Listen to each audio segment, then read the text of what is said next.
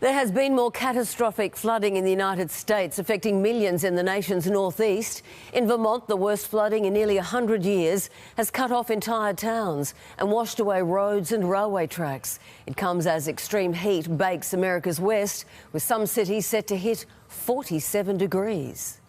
This is Vermont's capital, entirely underwater. Up to 2 months' worth of rain lashing the state in a deadly storm that's left roads in pieces and railway tracks dangling more than 18 metres in the air after the ground beneath it was washed away.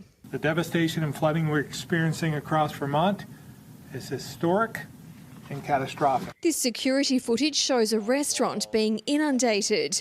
Nothing the owner could do but watch as his livelihood was washed away. It's a war zone. This is... You're just stuck in mud. This is pure mud. The story just as devastating for homeowners, many of whom had to evacuate as the deluge hit, only now able to re-enter and retrieve what little they can. But as bad as it was, it could have been so much worse. A dam on the Winooski River threatening to collapse. It's pretty crazy. It's only the beginning. If it had, authorities say lives would have certainly been lost. The situation is so dire, President Joe Biden paused his travel in Europe for the NATO summit to declare a state of emergency and to offer federal assistance.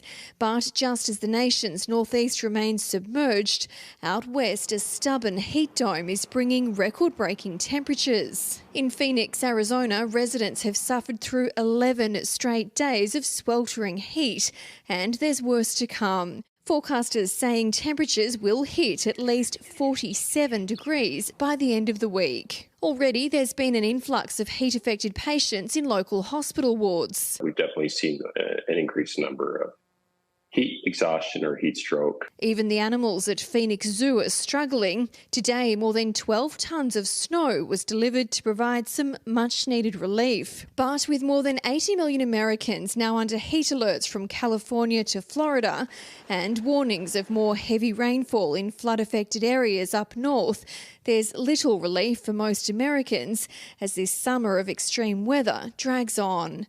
Catherine Firkin for 10 News First, New York.